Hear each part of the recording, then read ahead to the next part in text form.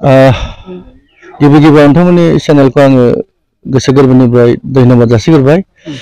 दिनै जोंनि थाखाय मोनसे ओरैबायदि मोजां दिन बा ऐतिहासिक दिन, जोंहा मानगोनां आफादगिरि आदा बड' सिंह नार्जारी बिथाङा दिनै मोनसे गावनि गोसो जानानै बयखौबो वुमेननि बा इउथनि बा जेसेबां दालाइसा दं जोंनि दिल्लीयावहाय बिथाङा गावनो साहस जानानै दिनै मोनसे प्राइमारियाव स्टेरिं अफिस 18 जिहेतु इलेक्शन जानो गोनां थांगासिनो दङ, फैगौ 7 तारिखआव लकसभा जेनेरेल इलेक्शन, बिथांमोना गावसोरनि गोसो गुदुं जानानै दिनै मोनसे स्टेरिं अफिस खुलिदों प्राइमारिनि थाखाय। आं बिनि थाखाय बिथांमोनखौ जोबोद गोसो गोरबोनिफ्राय गोसो खुसिजों बा गोसो गोथारजों आङो बिथांमोनखौ धन्यबाद जासिबाय।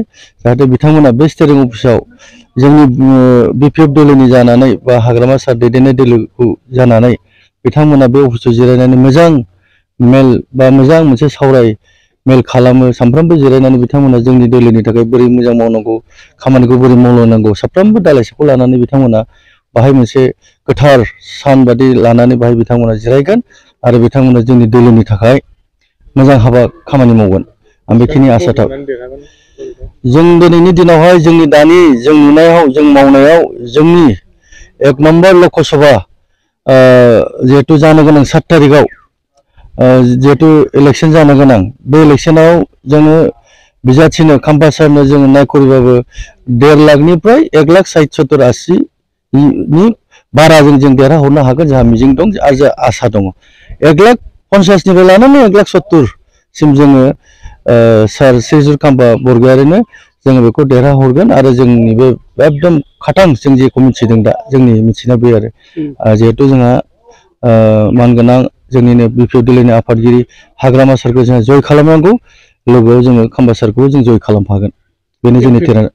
बेथ' गोदोनिफ्रायनो थगायसुलाखाबाय दोलोआ। 2020 आवबो सेल्फ हेल्प ग्रुपनो 75,000 होगोन होननानै बिथांमोना बिराद फोसावदों आरो न'खर न'खर थांनानै सात्र साथ्रिफोरखौ गामसा दख'ना गानहोनानै न'खराव मोनसे स्कलारशिप बा साख्रि होगोन होननानै बिथांमोना थगायदों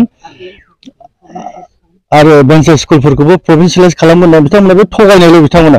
एखे धोरोमैनो देग्लायबो बे अरुण'दयनि नाम लानानै जेबोथ' लामा गैला बिथांमोना थगायनो, बे अरुण'दयखौनो मुं लानानै देग्लाय थगायनायनि मोनसे हाबाफारि खालामलायबाय। अरुण'दयआवबो सोरबा फर्मआव ट्रेक्टरनि सिम्बल थायो, बबे अरुण'दय स्किम बेलाय? बे जाबाय सरकारनि, सोरबा बेक्तिगत पार्टिनि नङा। बे गभर्नमेन्ट अफ इन्डियानि बा गभर्नमेन्ट अफ आसामनि मोनसे स्किमसो, बे मोनसे फर्मसो। बाहाय जोंनाव अशक स्तम्भसो थायो रायजोफोर।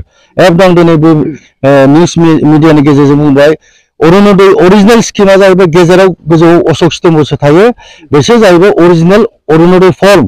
दा बिथांमोना गावसिनि पार्टिनि मा होनो बेखौ ट्रेक्टर सिम्बलखौसो होनानै अरुण'दय फर्म रानगासिनो दं। बे मिसा खोथा रायजोफोर, एकदम क्लियार। बे अरुण'दय स्किम नङा, फर्म नङा, बे थगायनाय फर्मसो बियो। बिथांमोना बिसोरनि थगायनायाव गोजावनो नांला आरो बेखौ क्लियार साननानै लादो, बिसोर आरोबाव थगायनो हाला। देग्लायबो अरुण'दय फर्मखौ लानानै बिथांमोना थगायदों। गतिके बे थगायनायनिफ्राय गोजानाव था, थगायजानायनिफ्राय। बे जाहैबाय मोनसे गावसिनि पार्टिनि फर्म, ओरैनो गावसिनि बै माबा आइटि सेलआ दिहुनलाबायनायसो। बेखौ गोजानाव था रायजोफोर, आं बारे बारे एपिल खालामो। बे एकदम नंखाय मोनसे भुवा मोनसे फर्मसो बियो। सोरबाखि अरुण'दय फर्मआव ट्रेक्टर सिम्बल थायो नामा? बे गावसिनि बेक्तिगत स्किम नामा बेलाय? बे फर्मआ जाहैबाय भारत सरकारनि बा आसाम सरकारनिसो। बयनिबो जायहा मोन्थाय दं, बिधवा जायहा बुरिनानै थानाय, हाबा जानो रोङै, बिथांमोननि थाखायसो बे फर्मआ, बे अरुण'दय स्किमा। मानो नंखाय खोथा बुंनानै जोंनि रायजो राजाखौ गोदाव सोराव खालामदों बिसोरो। बे मिसा खोथा। आं बेखौनो क्लियार बुंथारबाय दिनै नैबे आफलागाव प्राइमारियाव आं बेखौ क्लियार बुंथारबाय, बे नंखायथार।